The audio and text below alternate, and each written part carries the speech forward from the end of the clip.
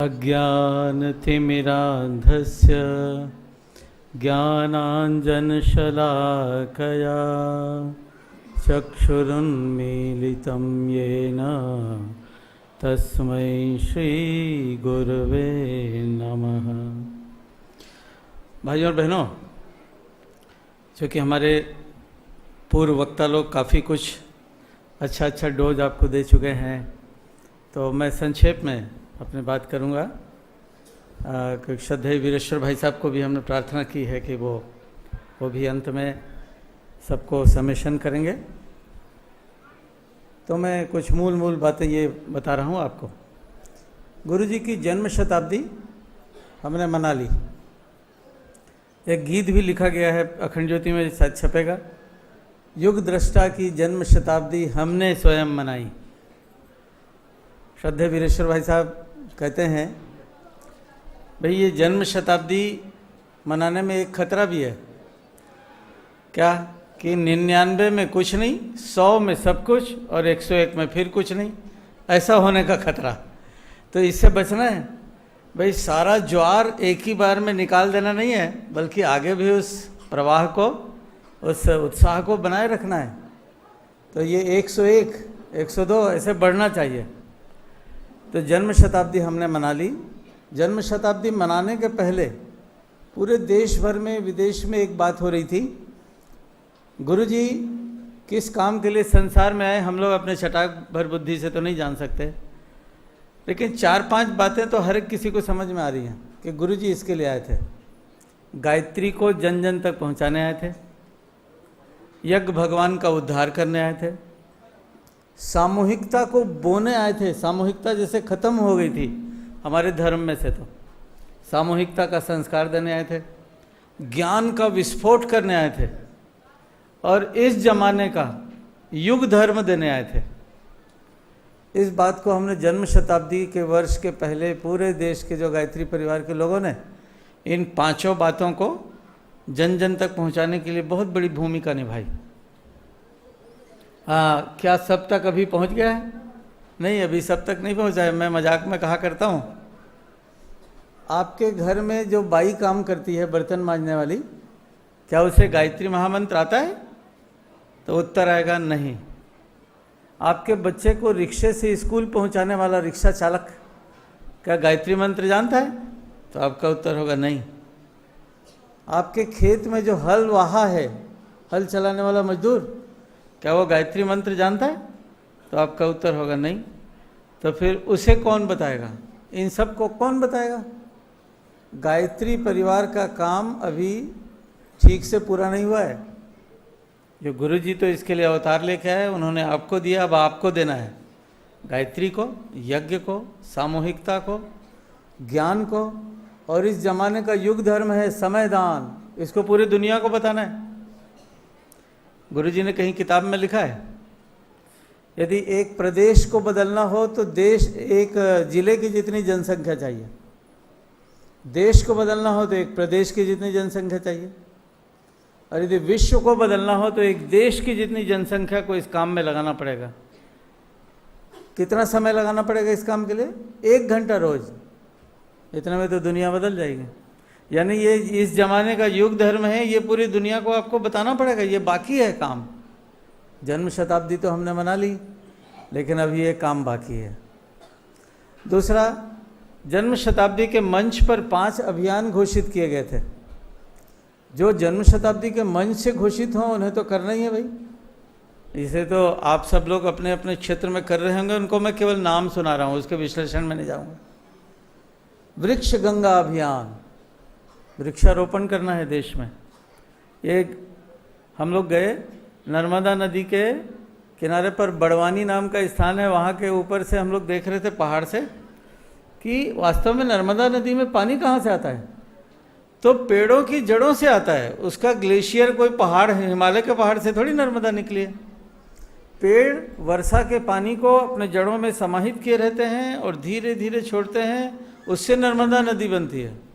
ये जितनी भी नदियां हैं उसमें पेड़ों का योगदान है, और पेड़ कट जाएंगे तो नदी आपका समाप्त हो जाएगा। तो वृक्षारोपण ये 5 महाअभियानों में एक है। दूसरा है ग्राम तीर्थ योजना। अब अपने गांव को तीर्थ बनाना है, गुरु जी के शब्दों में। हर गांव तीर्थ बने, हर गांव में वो उपासना का चौरा हो, अशोक के वृक्ष लगे हों, वहाँ संस्कार मनाए जाते हों। गुरु जी ने सब अभी साहित्य में अपने लिखा हुआ है, ग्राम को तीर्थ बनाना है। तीसरा है बाल संस्कार शाला।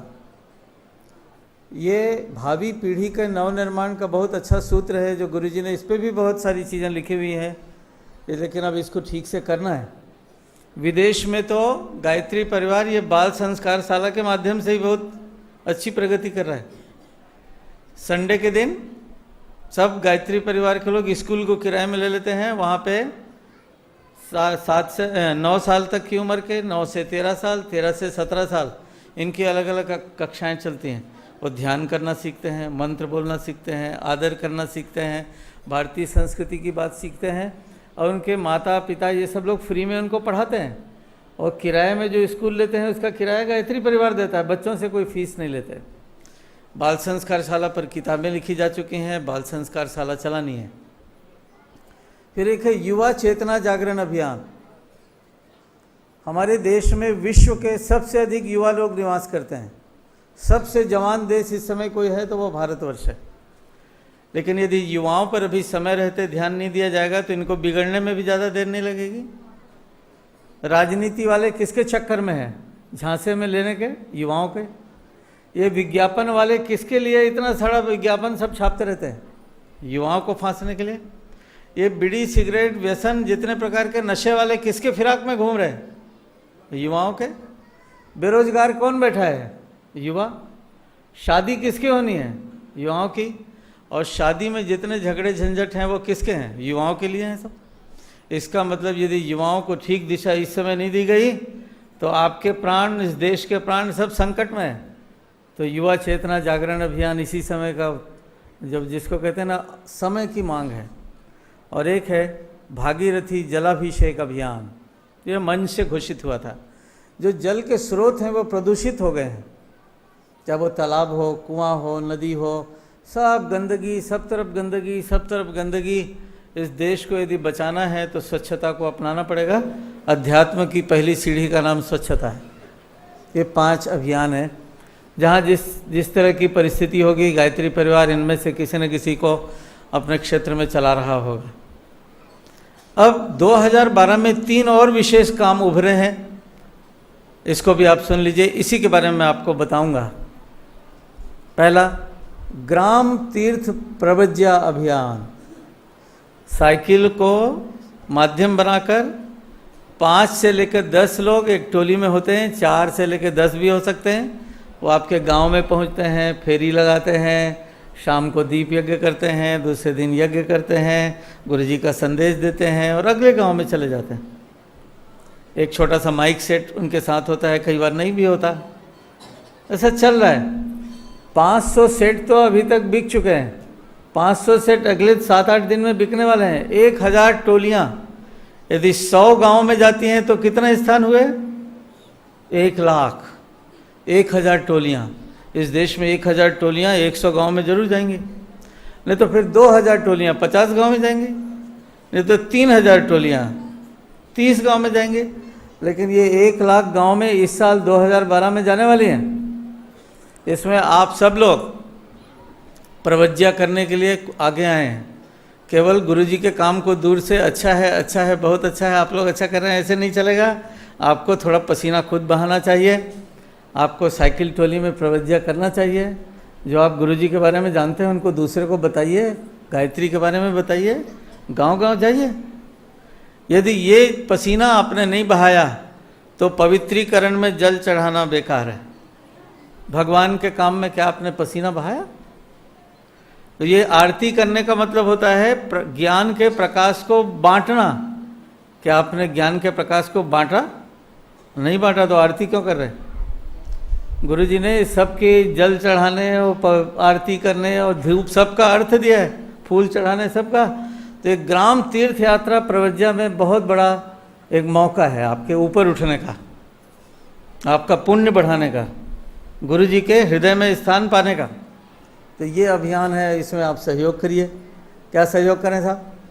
साइकिल चलाइए, 15 दिन, 1 महीना, 2 महीना समय दीजिए, कुछ दिनों के लिए परिव्राजक बन के देखिए, दिखाइए ना गुरुजी क्या चाहते हैं कि धर्म के नाम से क्या आप चलेंगे।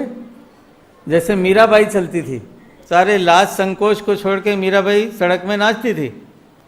सारे संत लोग सड़क में चिमटा बजा के अपने लाज संकोच को छोड़ के चलते। गुरुजी के लिए क्या आपने लाज संकोच को छोड़ा? गुरुजी के लिए तो भीख मांगना पहला एक लाज संकोच छुड़ाया जाता है यज्ञोपवीत धारण करते समय। भिक्षाम देहि भवान भिक्षाम देहि भवती भिक्षाम देहि। अपने लिए तो भीख कोई नहीं मांगता, पर अपने गुरु के लिए भीख मांगता है। भाइयों और बहनों, एक ग्राम तीर्थ यात्रा प्रवज्जा बहुत बड़ा अभियान है। ये 2012 का विशेष कार्यक्रम है।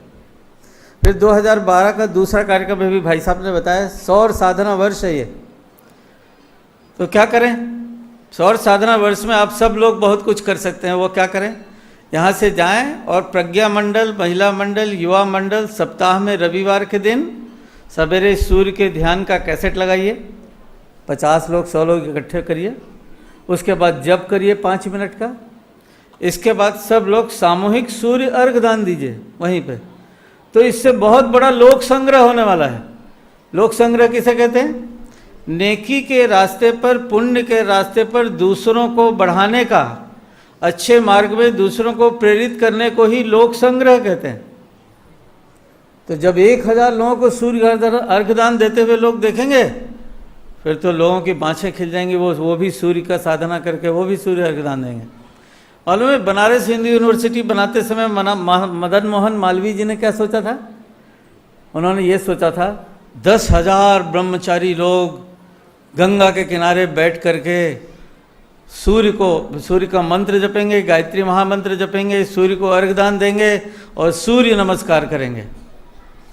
मदन मोहन मालवीय जी की इच्छा पूरी नहीं हो पाई। लेकिन गायत्री परिवार यदि चाहे तो करोड़ों लोगों को इस साल सूर्य को अर्घ दिलाने, सूर्य की साधना करवाने, सूर्य का जप करवाने के लिए प्रेरित कर सकता है। ये बहुत जोरदार सहयोग है। भाइयों और बहनों, यहाँ से जाके यही काम करने का है।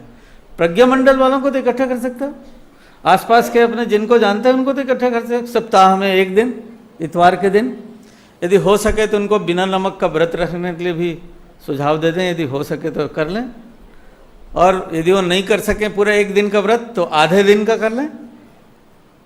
सफ़ेद चीज़ उस दिन खाएं, गुरुजी ने लिखा है गायत्री महाविज्ञान में। इससे बहुत बड़ी जागृति होगी। शायद आप इसको माने कि नहीं माने, मेरे कुछ साइंटिस्ट भाइयों ने तो ये बताया है कि अमेरिका के नासा के वैज्ञानिक चकित हैं कि सूर्य का सबसे बवंडर वाला वर्ष जो है ऐसे सीधा सीधा ऐसे कैसे जा रहा है, सूर्य इतना विकराल क्यों नहीं हो रहा है। और ख़ास तौर से ये देखा गया है भारत के ऊपर उसका प्रभाव बिल्कुल नहीं पड़ रहा है। जब सूर्य से फ्लेम निकलता है तो उस समय पृथ्वी ऐसे घूमी हुई रहती है कि भारत उल्टी दिशा में रहता है। तो उसके फ्लेम का शिकार अभी तक तो कभी सूर्य का शिकार पृथ्वी तो नहीं बनी, मतलब हमारा भारतवर्ष नहीं बना। तो इसमें पक्की बात है, ये हम सब लोग जो गायत्री महामंत्र जप रहे हैं, सूर्य का ध्यान कर रहे हैं, इसका बहुत बड़ा परिणाम है ये। यदि ये और भी बड़ा कर दिया जाए, व्यापक बना दिया जाए, तो पूरे विश्व की सुरक्षा हो सकती है। गायत्री परिवार विश्व को बचाने वाला एक परिवार के रूप में देखा जाएगा। भाई और बहनों, तो यहाँ से जाके सूर्य की साधना करनी है, अकेले नहीं करनी है, सामूहिक रूप से करनी है। अकेले नहीं, सामूहिक 100 लोग, 500 लोग, 200, 1000 लोग मिलके एक दिन थोड़ी देर के लिए तो बात है, करिए। और तीसरी चीज़ है अखंड ज्योति का, यही 2012 हीरक जयंती वर्ष है। हीरक जयंती वर्ष कैसे हो गया? कहते हैं गुरुदेव ने 1937 में अखंड ज्योति लिखनी और प्रकाशित करनी शुरू कर दी थी, लेकिन बीच में कुछ विक्षेप आ गया था, थोड़ी सी बंद भी हो गई थी, और फिर 1940 से जो फिर चली तो फिर आज तक नहीं रुकी। लेकिन शुरू तो हुई थी 1937 से, तो उसमें 75 जोड़ते हैं तो ये 2012 का वर्ष आता है। इस साल अखंड ज्योति की हीरक जयंती मनाई जा रही। तो क्या करें साहब अखंड ज्योति की हीरक जयंती मनाने के बारे में? तो क्या करें इसके बारे में बाद में आता हूँ। पहले गुरुजी के कुछ शब्दों को जो अखंड ज्योति के बारे में उन्होंने बोले हैं, लिखे हैं, वो मथुरा ने प्रकाशित किया है अखंड ज्योति के बारे में, तो वो मैं आपको पढ़ के सुनाता हूँ, फिर मैं क्या करना है ये बताऊँगा। अखंड ज्योति को प्रतीक माना जाए, एक आदर्श कहा जाए, या उसे उसके आराधक का प्रतिनिधि स्वरूप माना जाए। हर हालत में उसकी ऐसी प्रकाश किरणें फूटनी चाहिए जो युग धर्म की महती आवश्यकताओं को पूरी करने में प्राणपण से कटिबद्ध दृष्टिगोचर हो। संक्षेप में एक ही शब्द द्वारा इस प्रयास का स्वरूप प्रस्तुत किया जा सकता है, वह है युग धर्म का निर्वाह, समय की चुनौती का स्वीकरण, युग परिवर्तन। इस परिवर्तन के लिए जो कुछ आवश्यक है उसके सुविस्तृत होते हुए भी सरंजाम जुटाने का संकल्प अखंड ज्योति ने अब तक पूरा किया है, और वह व्यक्ति विशेष का संचालन उड़ जाने पर भी अनंत काल तक अपनी ज्योति ज्वाला ज्वलंत रखे रहेगी। अखंड ज्योति जनवरी 88 में गुरुजी ने लिखा था। फिर गुरुजी आगे कहते हैं, हरिद्वार का शांति कुंज, गायत्री तीर्थ और ब्रह्मवर्चस देखने में इमारतों की दृष्टि से अपनी स्वतंत्र इकाई जैसे दिखते हैं, पर यदि कोई इनके निर्माण का मूलभूत आधार गहराई में उतर कर देखें तो वे सभी अखंड ज्योति के अंडे बच्चे दिखाई पड़ेंगे। यह समझ लेना भी आवश्यक होगा कि यह पत्रिका मात्र नहीं है, उसके लेखक का, सूत्र संचालक का दिव्य प्राण भी आदि से अंत तक घुला है। अन्यथा मात्र सफ़ेद कागज को काला करके न कहीं किसी ने इतनी बड़ी युग सृजताओं की सेवावाहिनी खड़ी की है, और न इतने ऊंचे स्तर की इतनी बड़ी संख्या में सहायक, सहयोगी, अनुयायी ही मिले हैं। और गुरुदेव लिख रहे हैं अखंड ज्योति जनवरी 1988 में। फिर वे कहते हैं 1940 की अखंड ज्योति में गुरुजी क्या लिखते हैं, जनता जनार्दन के सामने अखंड ज्योति लेकर उपस्थित होते हुए मुझे अपनी अयोग्यता का संकोच अवश्य है, पर जिस उद्देश्य से इसका प्रकाशन हो रहा है वह लोक हितकारी होगा, ऐसा मुझे विश्वास है। और इसी विश्वास के आधार पर एक आशा और उत्साह की लहर आज मुझ में दौड़ रही है। गुरुजी 1940 के अखंड ज्योति में जनवरी में लिख रहे हैं, और गुरुदेव अपना 19 मार्च 1940 में अपना विश्वास प्रकट कर रहे हैं। हमारा विश्वास है कि गुण की परख करने वाले अभी हैं, आत्मा और ईश्वर का अस्तित्व मानने वाले अभी हैं, परलोक और धर्म पर आस्था करने वाले अभी हैं, योग विद्या, आत्मसंयम, त्याग और तपस्या को महत्व देने वाले अभी हैं। जिन्होंने कंचन कामनी को ही ईश्वर नहीं मान लिया है, उनके लिए आध्यात्मिक विषय अब भी महत्व रखता है, और सच्चे धर्म के उपासकों के लिए अखंड ज्योति प्राण पिए हुए बिना नहीं रह सकती। जो इसकी एक प्रति मंगा लेगा वह ग्राहक अवश्य बनेगा। कब कह रहे हैं गुरुजी? मार्च 1940 में अखंड ज्योति के पन्नों पर यह बात लिख रहे हैं। भाइयों और बहनों, बहुत सारी बातें हैं। ये किताब शायद 2 रुपये की है और यहाँ उपलब्ध है। मैं इसलिए पूरी बातें भले मैंने अंडरलाइन की हुई हैं, लेकिन वो सब बातें पढ़ के नहीं सुना रहा हूँ, लेकिन बहुत सारी बातें गुरुजी ने इसमें लिखी हैं। इस किताब में अखंड ज्योति, युग निर्माण योजना और प्रज्ञा अभियान के विषय वस्तु के बारे में भी बहुत संक्षेप में एक ऐसी बात लिखी गई है जो जिसको सुन लेना अच्छा है, क्योंकि बीच के सब बातों को मैं छोड़ रहा हूँ। अखंड ज्योति मनुष्य में देवत्व के उदय का, विश्व मानव के भावनात्मक परिष्कार का, आत्मोत्कर्ष का ताना बाना बुनती और तदनुरूप प्रतिपादन प्रस्तुत करती रहेगी। विज्ञान और अध्यात्म का समन्वय करने की, यज्ञोपैथी जैसे अभिनव आविष्कारों से जनसाधारण को लाभान्वित करने की जिम्मेदारी इसी की है। ब्रह्म वर्चस्व के अनुसंधान और पर्यवेक्षण का निष्कर्ष युग मनीषा तक पहुंचाने का भारी भरकम काम उसी का है, अखंड ज्योति पत्रिका। लेकिन युग निर्माण योजना पत्रिका की दूसरी बात है। युग निर्माण योजना को धरती पर स्वर्ग के अवतरण की दिशा धारा, कार्य पद्धति एवं संभावना को सर्वसाधारण के सम्मुख प्रस्तुत करने का काम सौंपा गया है।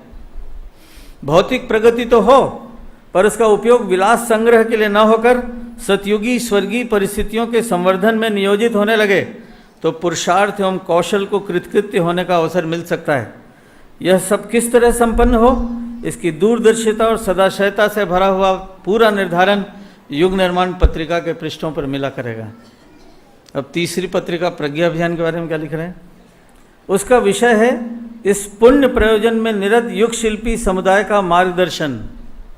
युग शिल्पी जो समुदाय है, परिवार का, जिसको हम युग शिल्पी कहते हैं, उसको मार्गदर्शन मिलने का तंत्र इसी में बनाया गया है। भाइयों और बहनों, तो क्या करें इस अखंड ज्योति के हीरक जयंती वर्ष में? संक्षेप में अपनी बात करूंगा। एक योजना सोची है, मैं समझता हूँ हमारे बड़े भाइयों को और अखंड ज्योति संस्थान को भी इसमें मनाही नहीं होगी, कि किसी को 6 महीने का ग्राहक बना दीजिए आप, जुलाई से लेकर दिसंबर, क्योंकि वर्ष का झंझट नहीं रहेगा। आप कहीं बीच में से बनाए 1 वर्ष के लिए तो उसको याद रखना पड़ता है चंदा कब जमा करना है। 6 महीने का चंदा 54 रुपये होगा, 108 रुपये है ना। तो 6 महीने का चंदा यदि भेज दें आप अपनी ओर से, किसके लिए भेज सकते हैं? जिन्हें आप बहुत प्यार करते हैं, जो आपको बहुत प्यार करते हैं, जिन्होंने आप पे बहुत एहसान किए हैं, उसके एहसान चुकाने का आपके पास एक अवसर हो सकता है। या किसी संस्था को, किसी ऐसे संस्थान को जहाँ बुद्धिशील लोग, भावनाशील लोग आते हैं, उसको अपनी ओर से 51 रुपये का चंदा भेज के उसको ग्राहक वो बना दीजिए।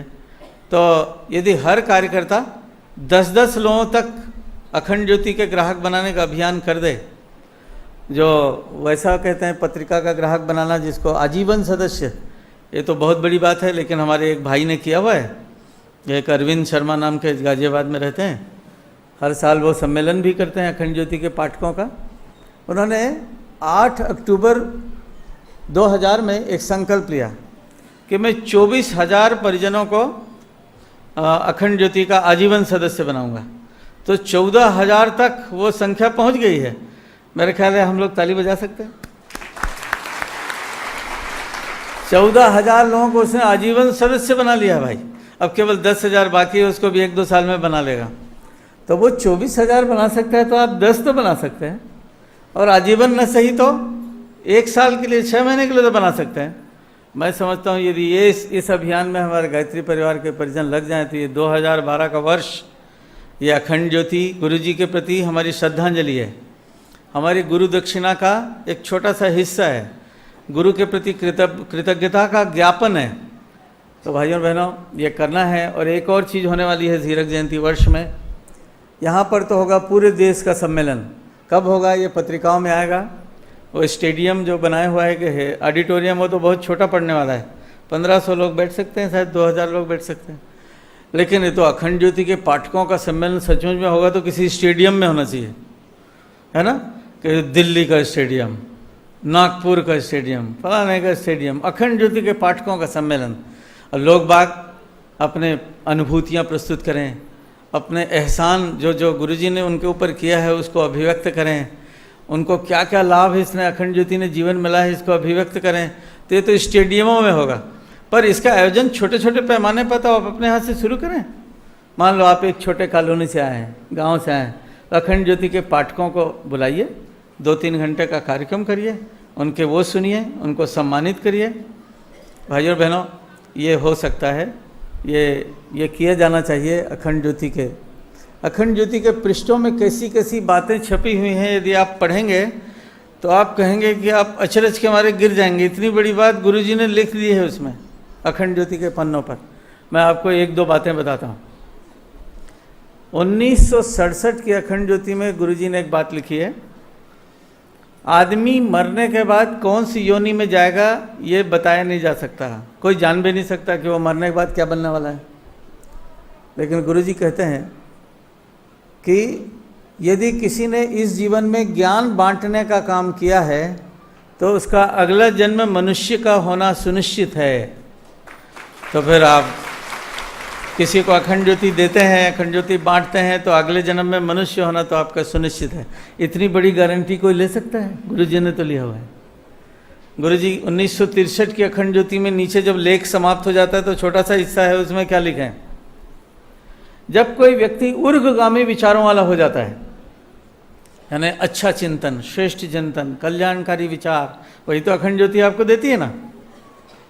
तो क्या होता है, तो गुरुजी कहते हैं उसके आसपास के पेड़ पौधे, पशु पक्षी सब उसके सुहृद बन जाते हैं, और सृष्टि का कोई भी घटक उसके लिए गुरु बन सकता है। उसको जीवन में ऐसी चीज़ें सिखा सकता है जो कि कहीं और से सीखी नहीं जा सकती। भाइयों बहनों, ये बात मैंने पढ़ी, फिर मैंने और दूसरी किताबों में पढ़ी, तो गुरुजी की एक एक बात अक्षरशः सत्य है कि जब आदमी ऊर्ध्वगामी विचारों वाला होता है तो सृष्टि का प्रत्येक घटक उसका गुरु बन सकता है, उसके भाई बहनों जैसा व्यवहार कर सकता है। मैंने तो ऐसे बड़े इसके वृक्ष विज्ञान के जानने वालों से ये भी सुना है, उन्होंने किताबें भी लिखी हैं कि यदि ऐसा ऊर्ध्वगामी विचारों वाला व्यक्ति, उसके ऊपर कोई संकट आने वाला हो तो उसके द्वारा लगाया हुआ पौधा मर जाता है, उसको बचा लेता है। यानी उसके द्वारा लगाया हुआ पेड़ या उसके द्वारा दिया जल जिसको दिया जाता है, वो पौधा बेचारा अपने प्राण को वो कर देता है और उसके संकट को अपने ऊपर ले लेता है। उन्होंने किताबों में लिखा हुआ है, मैं इसके उसमें नहीं जाऊंगा विस्तार में, पर ये बहुत अच्छा मौका है, ज्ञान को बांटिए। झोला पुस्तकालय चलाइए वो तो अलग बात है, पर अखंड ज्योति तो ग्राहक बनाने, पुराने उसको पढ़ने देने, बहुत सारे तरीके आजमाए जा सकते हैं। बड़ौदा के युवा प्रकोष्ठ के कार्यकर्ताओं ने तो एक दूसरा तरीका अपनाया था 2-3 साल पहले, कि पूरे शहर में एक विशाल शोभा यात्रा निकाली अखंड ज्योति की। उसको गुजराती में कहते हैं युग शक्ति गायत्री। उसकी विशाल शोभा यात्रा, वो ट्रक के आकार के उसके सब वो कटआउट बने हैं युग शक्ति गायत्री के, और हजारों कार्यकर्ता दोनों तरफ झोले में पुरानी युग शक्ति गायत्री की प्रति, अखंड ज्योति की प्रति, और ये लेके चल रहे हैं और वैसे ही पढ़ने के लिए उसको देते जा रहे हैं। और जो ग्राहक बनना चाहे उसका वहीं रसीद काट रहे हैं। तो 1000 युग शक्ति गायत्री तो उन्होंने एक दिन में बना दी। ये प्रयोग बड़ा है लेकिन सबके करने लायक है। यदि सब आप लोग एक साथ निकलो 5-10 लोग, तो मैं समझता हूँ वो चमत्कार तो आप जहाँ रहते हैं वहाँ पे भी पूरा कर सकते हैं। भाई और बहनों, बहुत लंबा समय न लेते हुए मैं तो ये कहूँगा, यहाँ से जब जाएं, सूर्य साधना करने का व्रत, सामूहिक सूर्य अर्घदान देने का व्रत, ग्राम तीर्थ यात्रा प्रवज्जा का व्रत, और अखंड ज्योति जो गुरु जी की हृदय से निकलने वाली पाती है। मैं एक और बात बता के अपनी बात समाप्त करूँगा। एक बार मैं भोपाल से नागपुर जा रहा था। शरद भाई साहब पहले यहाँ नहीं रहते थे, तो हम लोग नक्शा लेके उनके पास जाते थे। अब तो आ गए हैं। अब तो जा रहे थे तो 2 आदमी थे हम लोग, एक प्रमोद शर्मा, एक हम, दोनों पीले कपड़े में थे। तो ऐसा रेल के डब्बे में होता है कि इधर 3 आदमी बैठे हैं, 3 आदमी उधर सामने बैठे रहते हैं। एक राजस्थान का कोई बस चेकर था, वो उसने अपनी हथेली हमारे सामने फैला दी। पंडित जी जरा हमारा हाथ देखिए। तो हमने कहा साहब ये काम हमको पूरी अच्छे तरह से नहीं आता है, इसलिए हम हाथ नहीं देखते। तो उसने कहा कोई बात नहीं, आप हाथ मत देखिए, आप हमारे प्रश्नों का उत्तर दीजिए। हाँ बोले हाँ ये मैं कर सकता हूँ, प्रश्न का उत्तर। अब प्रश्न उसके चलने लगे साहब और हमारे उत्तर चलने लगे। 2 घंटे हो गए, उसको समाधान नहीं हुआ। 2 घंटे हो गए, हमारा गला दर्द करने लगा, क्योंकि ट्रेन जब चलती है तो वैसी बहुत आवाज़ होती है, उसमें एक आदमी को समझाना। प्रश्न तो छोटा सा होता है, उत्तर देने वाले की तो शामत आ जाती है ना। 2 घंटे जब हो गए तो हमने उनसे प्रार्थना की कि ऐसा है भाई साहब, ये गुरु जी की अखंड ज्योति पत्रिका है ना, इसको आप पढ़िए थोड़ी देर, तब तक मेरा गला आराम कर लेगा, फिर मैं आपके प्रश्नों का उत्तर दूंगा। तो मैंने अमृतवाणी वाला पेज खोल के उसको दे दिया। अखंड ज्योति में अमृतवाणी हर उसमें छपती है। 15 मिनट शायद 20 मिनट लगे उसको पढ़ने में। फिर वो क्या बोलता है, वो बस चेकर, आप बहुत चालाक आदमी हो जी। मैंने कहा भैया मैंने क्या चालाकी की आपके साथ? बोले मेरे सारे प्रश्न खत्म हो गए। अरे तो अब हमारे चौंकने की बारी थी। क्या गुरुजी के अमृतवाणी को पढ़ने से इस आदमी के सारे प्रश्न ही समाप्त हो गए। अपन तो लाखों बची, मैंने हम तो जान बची और लाखों पाए, ऐसा हमारे हो गया। लेकिन हमको एक बड़ा सूत्र मिला, यदि किसी आदमी को अध्यात्म का इंजेक्शन दिलवाना हो जो सीधे इंट्रावेनस होता है, तो गुरुजी की किताब मत दो, अमृतवाणी दो।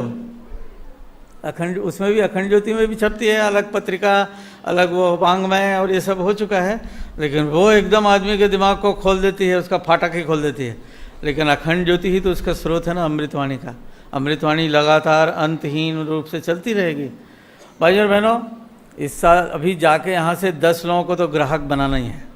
ज़्यादा लोगों को बना सके, 108 लोगों को बना सके तो अभी भैया और ताली बजवाएंगे। 108 लोगों के लिए विशेष ताली बजाई जा सकती है, जो 108 लोग बजाएं। तो बस मैं अपनी बात यहीं पर वो करता हूँ, क्योंकि अब मैं उनको आवाहन करता हूँ संचालन महोदय, संचालक जी को। ओम शांति।